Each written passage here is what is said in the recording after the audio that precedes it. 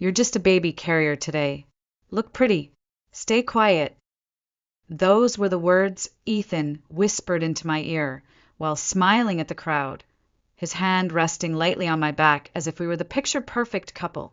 I stood there holding our 7-month-old daughter Sophie on my hip, her soft head resting against my collarbone, completely unaware that her father had just turned me into furniture. The sun was warm that day, pouring over the Charleston countryside like honey. Golden light spilled through the canopy strung above the white linen tables, where floral centerpieces swayed gently in the breeze. It was Nathan's wedding, Ethan's younger brother, and not a single expense had been spared. Everything gleamed, the crystal, the chairs, the smiles, but none of it reached me, not after what he said. I hadn't even wanted to come. Sophie was teething. I hadn't slept in 3 nights, and Ethan had barely looked at me all week except to criticize. I had suggested staying home. His answer was a clipped command. It's my brother's wedding. No drama. Be presentable. So I stood in front of the mirror that morning with cracked lips and shadows under my eyes, pulling my hair back into a low chignon, applying foundation to hide the fatigue, and slipping into the navy dress he chose. Not because it flattered me, but because it matched his tie. At the venue, he was all charm, laughing with Nathan, clinking glasses, making toasts. I was the silent shadow beside him, balancing Sophie and a forced smile. I reached for his hand once, absent-mindedly, just to feel something tethering me to the man I used to know. His fingers twitched beneath mine, and he recoiled like I'd burned him. Then he leaned in, voice smooth but lethal. You're just a baby carrier today. And just like that, I disappeared. I felt it, like someone had taken a match to everything human inside me and watched it burn to ash. I looked around at the wives in their pressed dresses and polished hair, smiling at nothing, sipping champagne. Were they happy? Or were they, like me, just well-trained? I didn't cry. Not then. I just adjusted Sophie against my hip and sat through the ceremony with my jaw tight and my mind reeling. Every word spoken up at that altar about love and commitment and seeing each other fully, I let it slide over me like water over stone. I had seen Ethan. I had loved him. And now I couldn't even reach for his hand without being treated like a prop. The reception was a blur of speeches and silverware. His mother spoke first, nostalgic and teary. His father followed with dry jokes that drew polite laughter. Then Ethan stood, confident and articulate, speaking about loyalty and legacy, his voice strong and sure. People clapped. I smiled hollow. Then the microphone was passed down the table. Unexpected, casual. Would you like to say a few words? Nathan grinned, gesturing to me. I froze. For a moment, I thought I misheard. But the mic was in front of me now, cold, heavy. I glanced at Ethan. His smile had vanished. He leaned in, voice tight. You don't have to. It wasn't a suggestion. It was a warning. But I stood. The mic felt foreign in my hand, slick, a little too cold, as though it knew this moment wasn't meant to belong to me. My heart pounded, loud and arrhythmic, drowning out the clinking of glasses and shuffling of chairs. The music had faded, the laughter had stopped. Only Sophie made a soft, gurgling noise in the distance, oblivious to the storm I was about to unleash.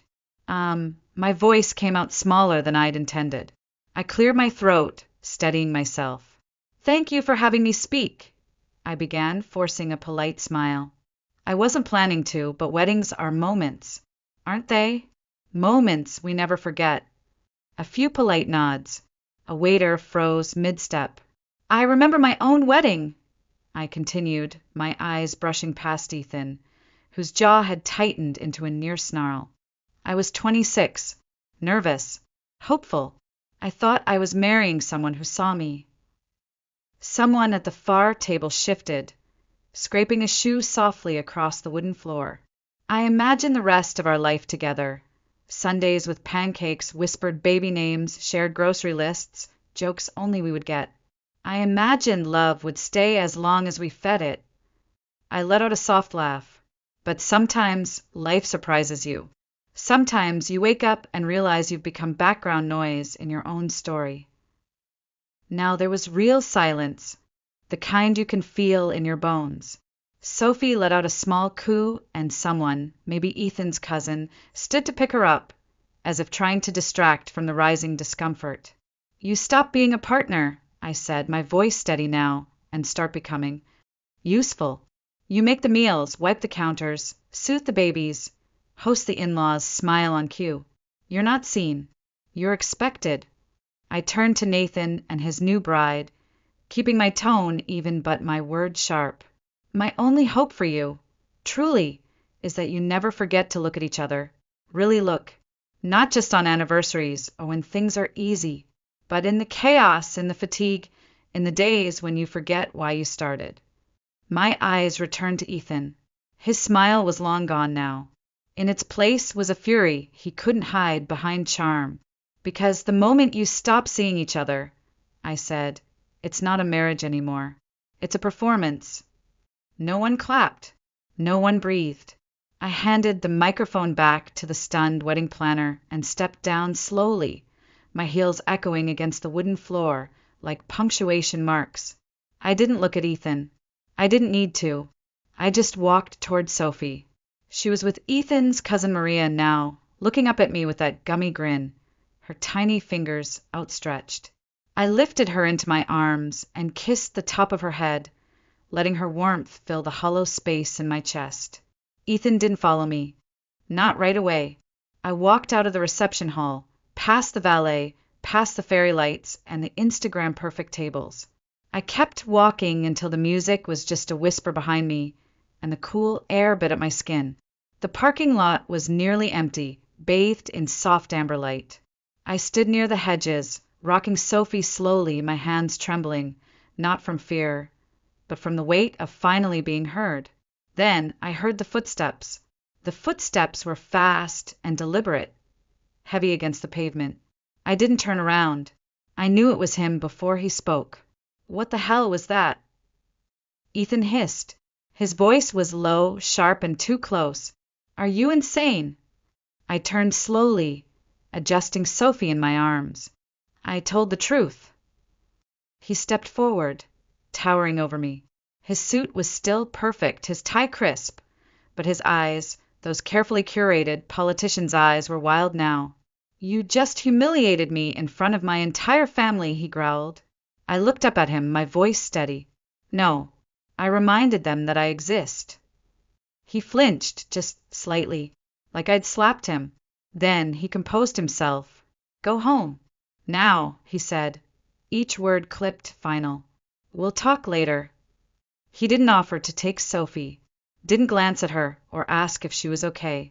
He turned on his heel and walked back toward the venue, back to the glittering celebration, as if he hadn't just left a woman unraveling in the shadows. I stood there for a moment, staring at the spot where he'd been, feeling like the cold had finally reached inside my bones. Then I opened the car door, buckled Sophie into her seat, and slid behind the wheel. She babbled softly, playing with the strap of her carrier, blissfully unaware. As I pulled out of the lot, I didn't look in the rearview mirror. I didn't want to see if Ethan was watching. The streets of Charleston were quiet, glowing faintly under the street lamps. I drove with one hand on the wheel and the other resting on my lap, feeling the sting of tears that refused to fall, until they did, silent, endless. And for the first time in years, I didn't wipe them away. When we reached the house, I parked in the driveway and sat in the car for a moment, listening to Sophie's gentle breathing.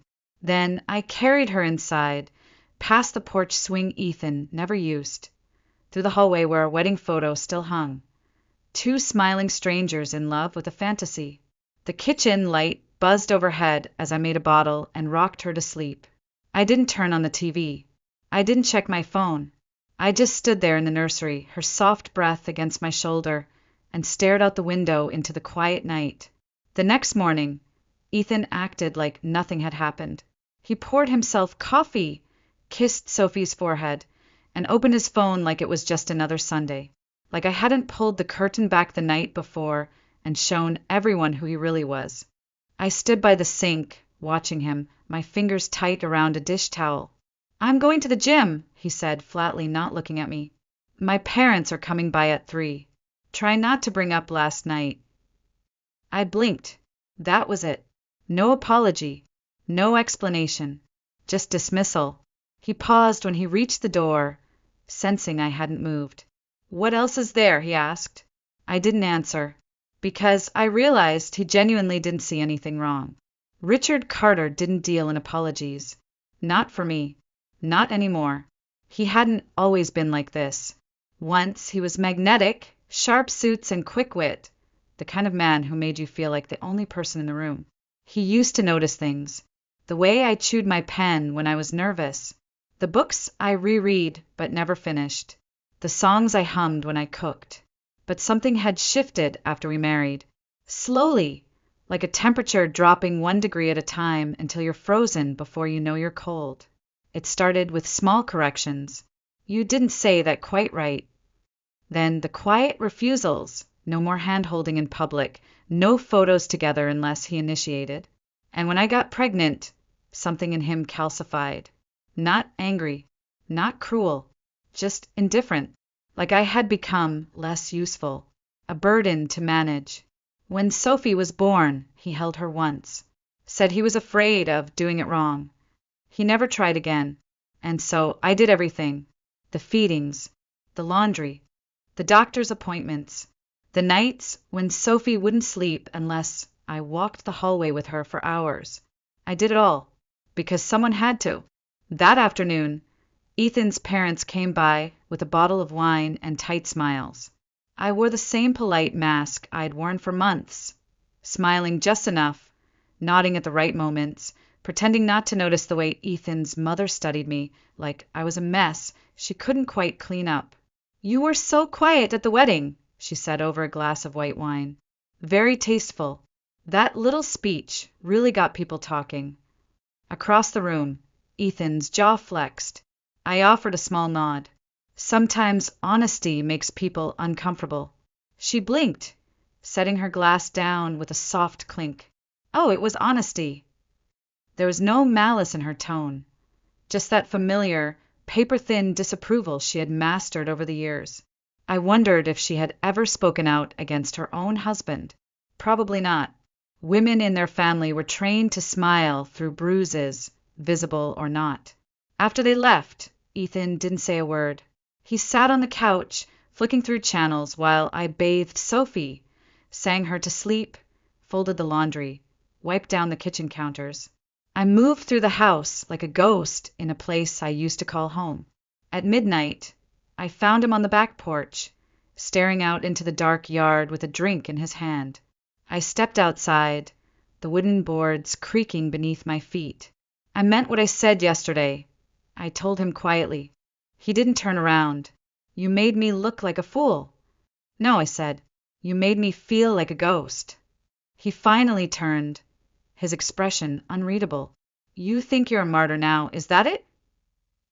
I shook my head. "No, I'm just done being invisible." He let out a short, bitter laugh. "You're not going anywhere. You need me. You have no job, no savings, no plan. You're stuck." He said it calmly, like he was stating a simple fact. Like gravity. I didn't respond. I just turned, walked inside, and closed the door. But in bed that night, lying stiffly beside the man who couldn't see me anymore, I let myself imagine it. A life without him. It was terrifying, uncertain, but it was mine. The next morning, while Sophie napped and the house was silent, I opened my old laptop. It took a full minute to boot. My hands hovered over the keys like they weren't mine. Then I opened the design software I hadn't touched in over a year. And I cried, not because I was sad, but because something inside me, something that had been buried under diapers and dinner plates and silence, finally stirred. It was the smallest thing, but it was mine. That night, I created a new email, updated my portfolio. Nothing dramatic, just quiet steps in the dark. A week later, a notification lit up my inbox. An old client from before Sophie was born, a bakery in Vermont. They'd accidentally left me on an auto pay plan, and $184 had just landed in my bank account. It felt like a miracle. I emailed them, offering to refund the charge. Instead, they asked if I could refresh their logo. I said yes. The project wasn't glamorous. The pay was minimal. But I worked on it at night in between feedings and cleaning bottles, sipping weak coffee and pushing pixels around until something clicked. When I sent the final files, the owner emailed me back within an hour. "This is beautiful. You really understood what I wanted. Thank you." I stared at the message for a long time. No one had thanked me in months, maybe years. Not for being a wife, not for being a mother, not for folding socks or remembering pediatrician appointments or always having the fridge stocked. Just thank you. I didn't tell Ethan. I didn't need to. I wasn't doing it for him. For the first time in forever, I was doing something that made me feel real.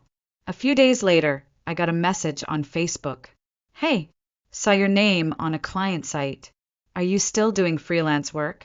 Jessica, Lynn, my breath caught. Jessica. We hadn't spoken in 6 years, not since college. We'd both studied design. She was the type of girl who always had ink on her hands and wild ideas in her sketchbook. We used to talk about opening our own agency one day, working late in a glass-walled office in New York, drinking bad coffee, and making beautiful things. I stared at the message for a moment, then typed back before I could second-guess myself. "Yes, late nights mostly.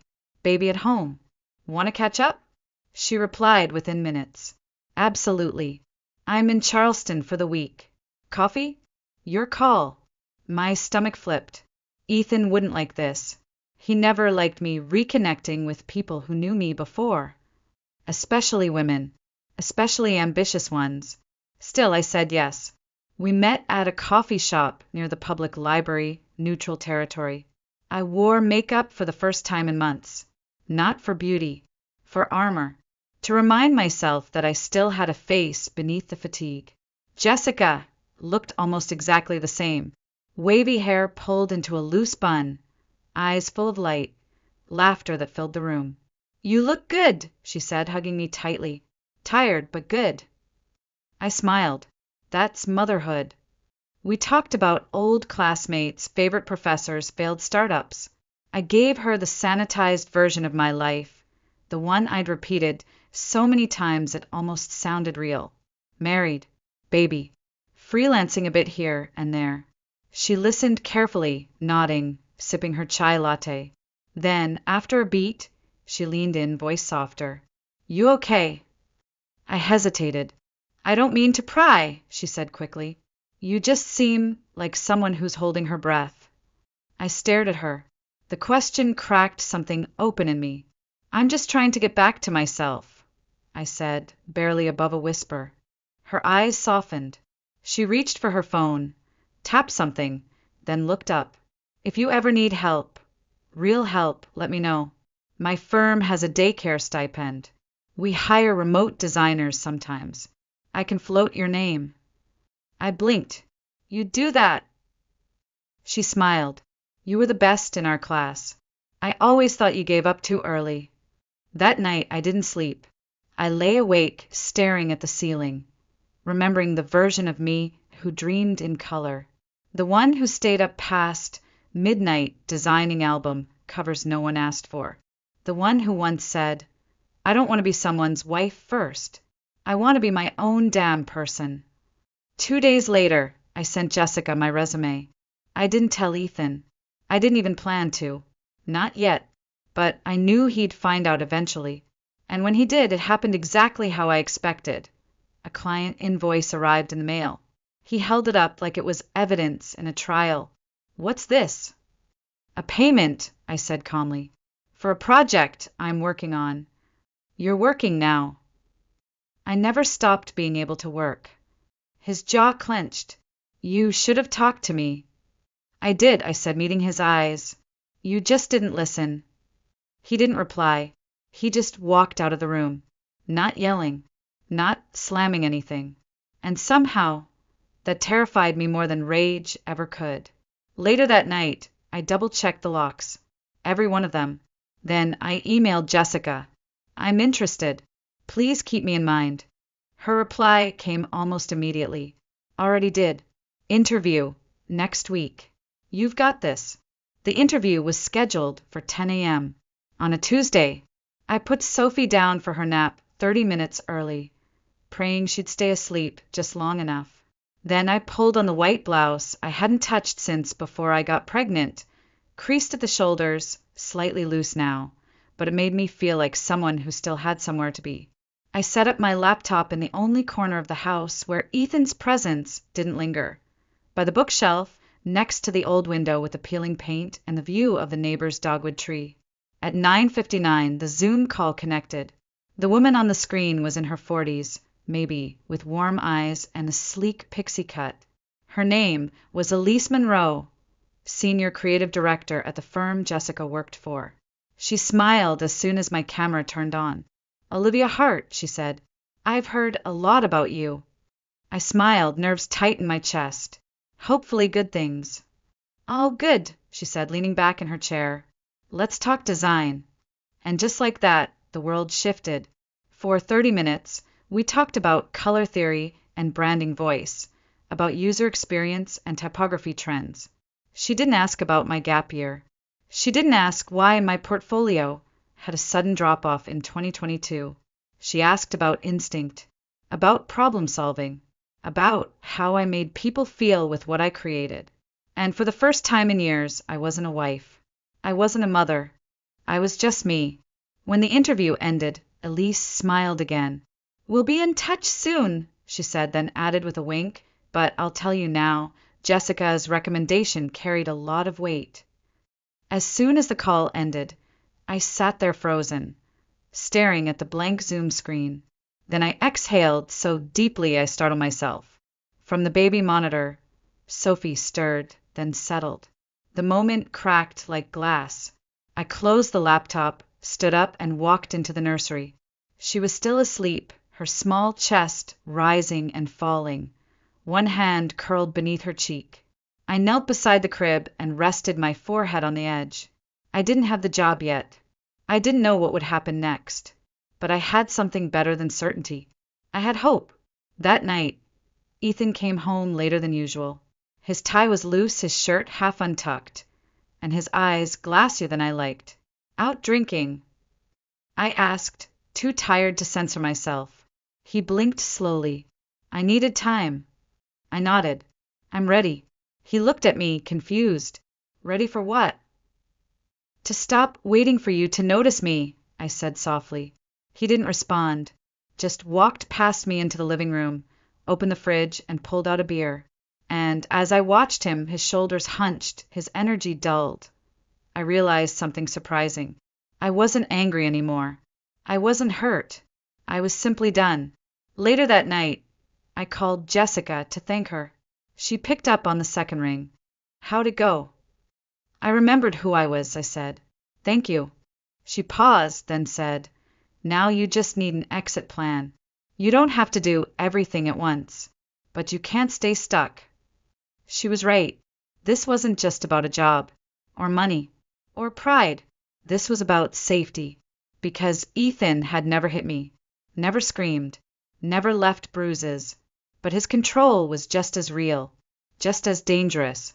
It was time to find the door and walk through it before it vanished. The next morning, I woke up before the sun. Sophie was still asleep, curled like a comma in her crib, and the house was wrapped in that strange silence that only exists before dawn, when even the walls seem to hold their breath. I stood in the kitchen with a mug of tea growing cold in my hands and stared out the window at the backyard. It was a Tuesday, Ethan's office day.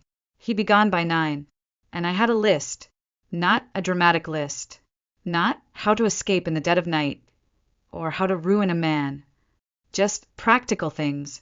A new bank account under my name, a printed resume, phone numbers for local daycare centers, a short list of women's shelters, just in case.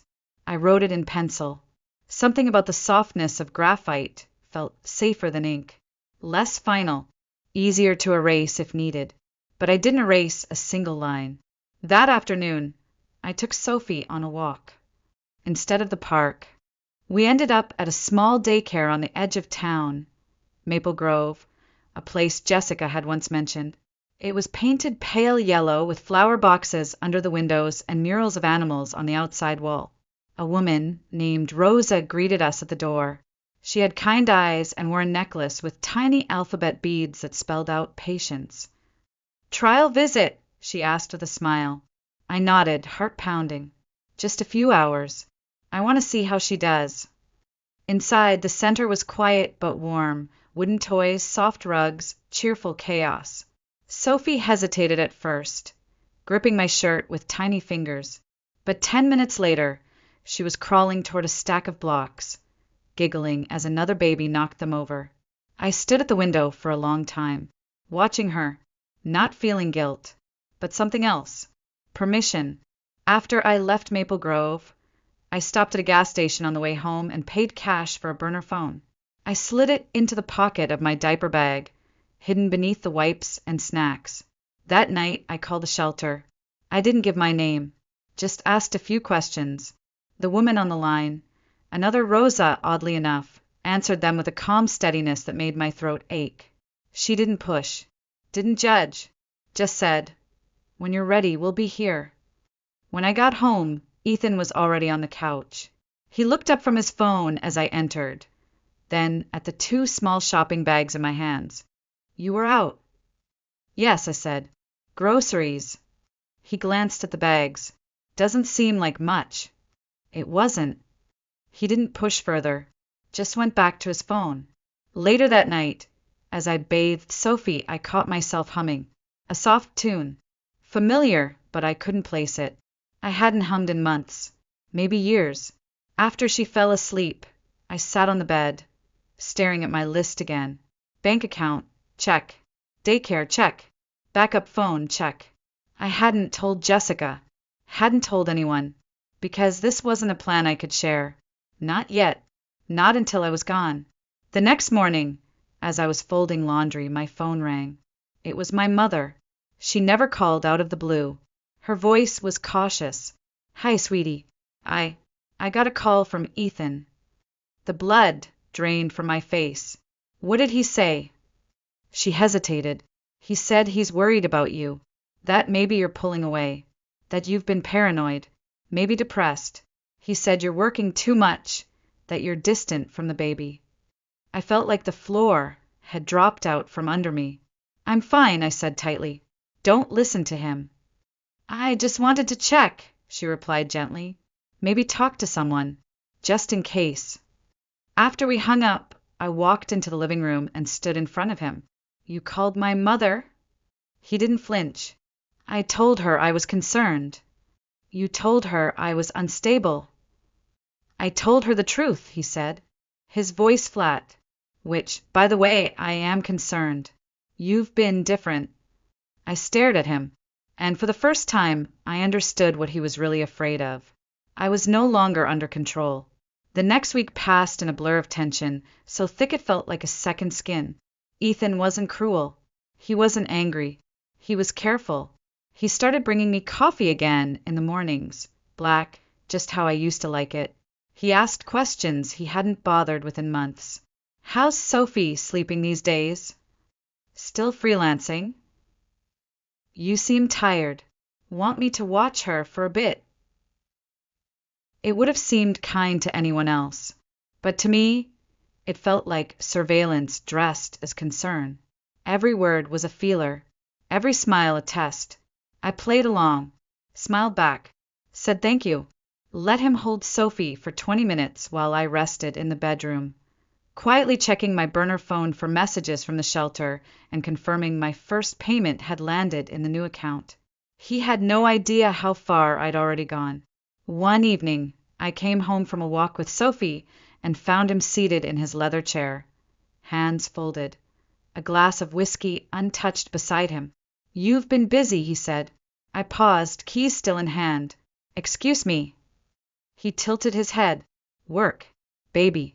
Always doing something lately. For someone who used to be exhausted all the time, You've got a lot of energy now. I swallowed. I guess I'm getting better at balance. Balance, he repeated slowly, like he was tasting the word. He didn't smile, just watched as I walked past him, every muscle in my back pulled tight. My hands were shaking when I reached the bedroom, and I locked the door before I even realized what I was doing. The next morning, I took Sophie to daycare again.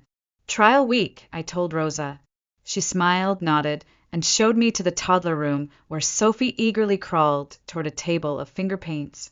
I watched her through the glass for nearly 10 minutes. She didn't even glance back. She was ready.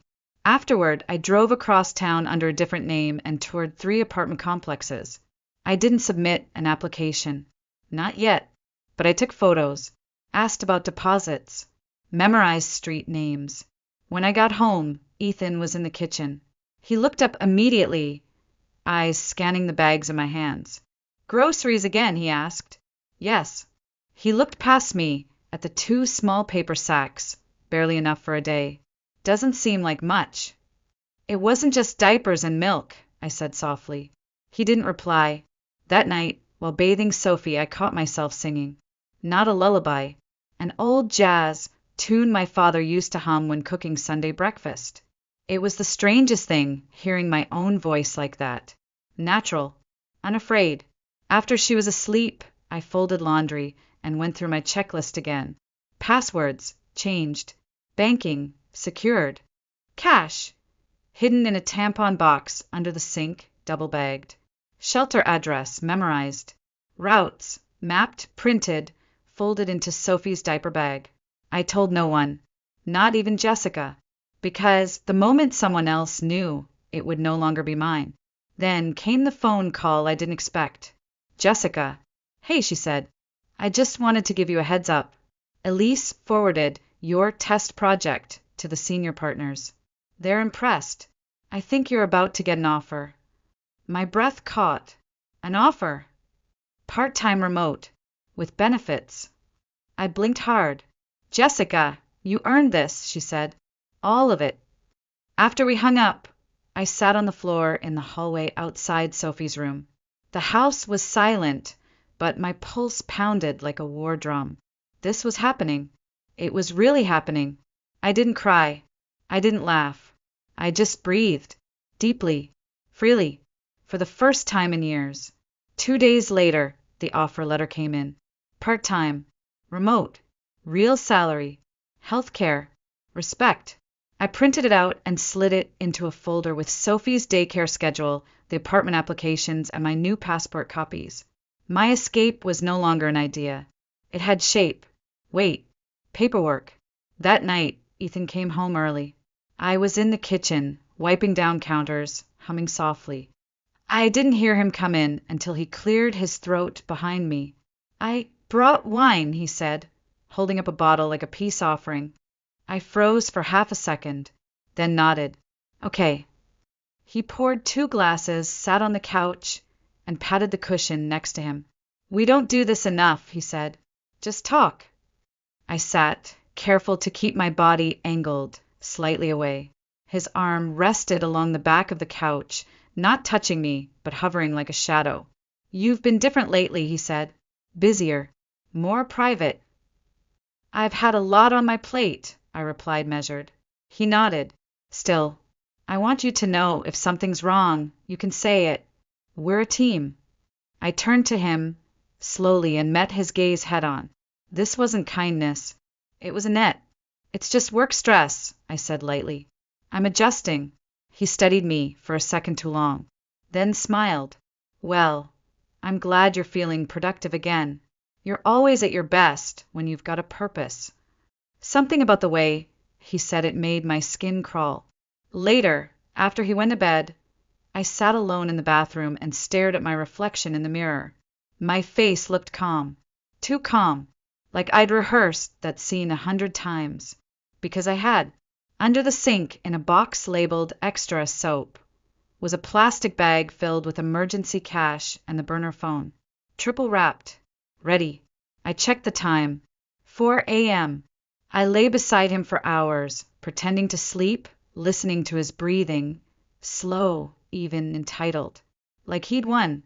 Like he still believed I was staying. The next day, I drove Sophie to daycare for a full-day trial. She ran to Rosa with open arms, her little sneakers squeaking on the floor. I watched through the glass for a moment, then stepped away. I didn't cry. I felt steady, focused. Afterward, I stopped by a grocery store across town, paid cash, and picked up two things: a small travel duffel and a portable charger. When I got home, Ethan was waiting by the window. "You were gone a while," he said. "I had errands." He stepped closer. Too close. "You don't have to lie," he said softly. "If you're meeting someone, just say it." I blinked. "I'm not." He smiled, but it didn't reach his eyes. "Okay." That night, while Sophie slept, he sat beside me on the bed and placed his hand gently on my thigh. "You know," he murmured, "I really do want us to get back to being a team." I looked down at his hand. It felt like a weight, a claim. "I'm tired," I said, and stood up. He didn't stop me, didn't raise his voice, didn't touch me again. But I saw it, the flicker of something cold behind his eyes. He knew, and now so did I. He wasn't going to let me walk out easily, but I wasn't asking for permission anymore. I didn't sleep that night. I lay beside him, eyes open in the dark, listening to the rhythm of his breathing, steady, unbothered, as if everything still belonged to him. The house, the silence, me. He didn't know I had already packed Sophie's clothes into the duffel, that I had printed directions to the shelter and sealed them inside a book titled Baby's First Words, that I had rehearsed this escape in my head so many times it no longer felt like a plan. It felt like a memory waiting to happen. At 3:14 a.m., I slipped out of bed. The floorboards creaked like they were warning him, but he didn't stir. I padded down the hallway, past the wedding photo, past the untouched dinner dishes, into Sophie's room. She was curled beneath her blanket, breathing softly. I crouched beside her and whispered, "It's time, baby." She didn't wake, not really, just stirred slightly as I lifted her, wrapped her in the soft gray blanket, and pressed a kiss to her forehead. I held her to my chest and walked back down the hall. Then I saw him, Ethan, standing in the doorway, barefoot, arms crossed. His eyes locked on mine. No rage, no shouting, just presence. He didn't say a word, and neither did I. For one long second, time stretched between us, tight and brittle. Then I stepped forward, one foot, then another. He didn't move, didn't block me, but his gaze followed every inch of me, like he could still lay claim just by watching. I walked past him, out the door, into the cold, early morning air. My car was already packed. I slid Sophie into her seat with trembling hands and started the engine. As the headlights cut across the quiet street, I glanced in the mirror. Ethan still stood in the doorway, still watching, but he didn't follow. I didn't wait to see if he would. I didn't give him that power. I drove through Charleston's sleeping streets, each red light a threat, each turn a breath held. At 4:43 a.m., I arrived. The shelter was an old brick building tucked between a church and a community center. The porch light was still on. A woman stood at the door in a gray cardigan, her face soft and unstartled. "Olivia," she asked gently. I nodded, holding Sophie tighter. "Yes." She opened the door wider. "Come in." Inside, it smelled like chamomile and warm bread. Someone was baking. Somewhere, a child was crying softly. It wasn't peaceful, not exactly, but it was safe. She led me to a small room, 2 beds, a crib, a lamp. I sat on the edge of the mattress and placed Sophie down. She turned over in her sleep, unfazed, content. The woman, Rosa, just like the one from daycare, brought me a glass of water and a warm towel. I thanked her with my eyes more than my voice. After she left, I sat in the stillness, my hands in my lap. I had done it. I had left, and no one had stopped me, not even him. The sun was starting to rise, streaks of pink and gold threading the window. I watched it without moving, letting the light fall across my arms. I didn't feel triumphant. I didn't feel afraid. I just felt real, like I had stepped back into my own body after years of watching from the outside, like I had finally taken up space I had been shrinking from for far too long. It had been 3 weeks since I left. Sophie had settled into Maple Grove like she'd been born for it, coloring, babbling, waving goodbye to me each morning like I was just another mom with somewhere to be. I had moved into a small rental unit above a florist shop on the quieter side of town. It smelled like roses and fresh soil, and for the first time in years, I didn't live surrounded by silence or tension. I had a job now, a routine, a door I could lock without fear. Then the invitation came, a message from Nathan. Claire, and I wanted you to speak again. Just a little something, like at the wedding.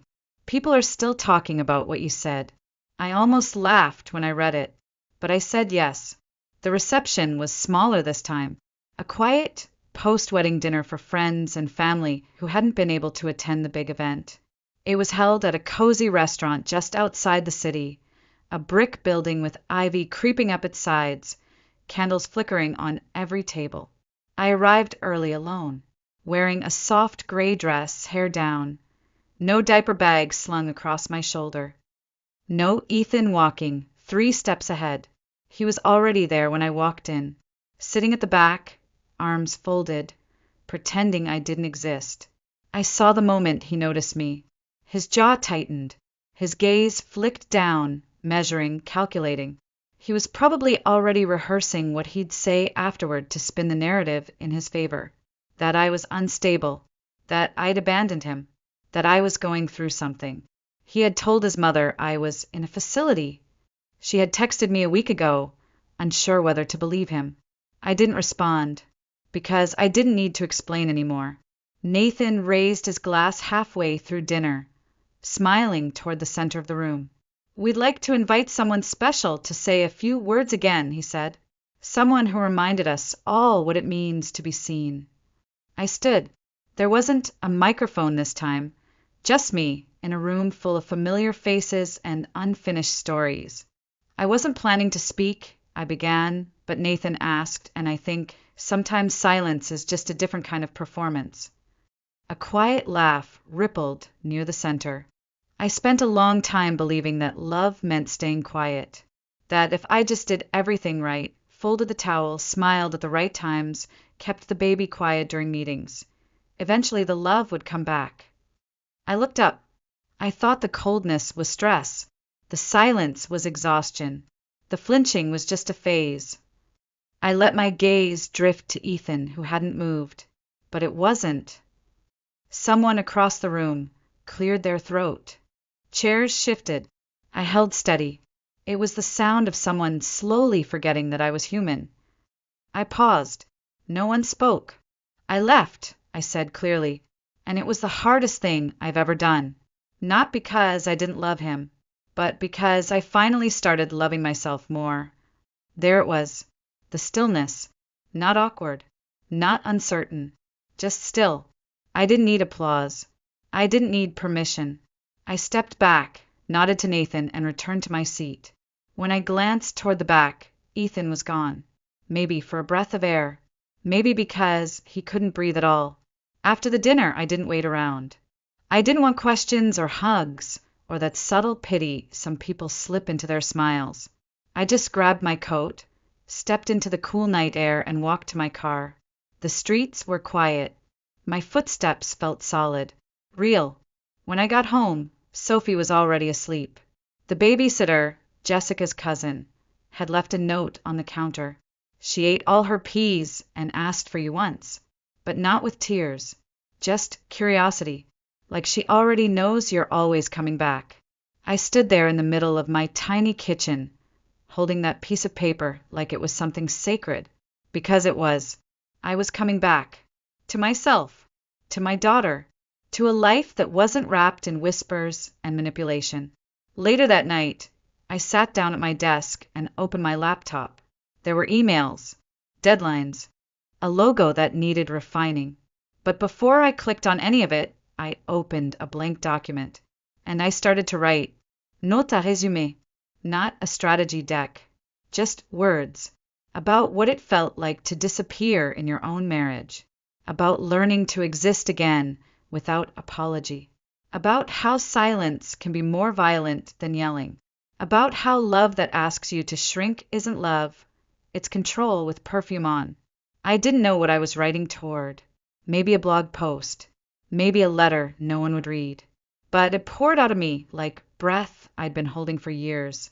I stopped around midnight, closed the laptop, sat in the stillness, then walked into Sophie's room. She was sprawled sideways in her crib, blanket twisted around one leg, one chubby hand flung over her head like a tiny queen who ruled dreams. I bent down, kissed her temple, and whispered, "We're okay now." And we were. Not perfect, not finished, but okay. The next morning, as we walked to daycare, Sophie pointed at a squirrel and squealed with laughter. I laughed too, not because I had to, not to prove I was fine, just because it was funny, because I could. A week later, I got a voicemail from Ethan. His voice was calm, almost kind. "I don't know what stories you're telling, Olivia, but they're hurting people. You should think about Sophie. Think about what you're doing to our family." I didn't reply. There was nothing left to say. He had spent years making sure I stayed small, quiet, tame, and now my silence was gone. My obedience had expired. I wasn't his anything anymore. I was mine. There's this thing people say when you leave a toxic marriage. You're so strong. But strength isn't always loud. It's not slamming doors or shouting in courtrooms. Sometimes strength is driving away at 4 a.m. with a baby and a duffel bag and no idea what comes next. Sometimes it's staying soft after you've been made to feel hard. Sometimes it's saying, "I deserve more," and believing it even if your voice shakes. So if you're reading this or hearing it, and you've been made to feel like you're just a role someone else wrote for you, a carrier, a placeholder, a shadow, let me remind you, you are not invisible. You never were. You're not just anything. You are everything they pretended not to see, and you deserve to be seen.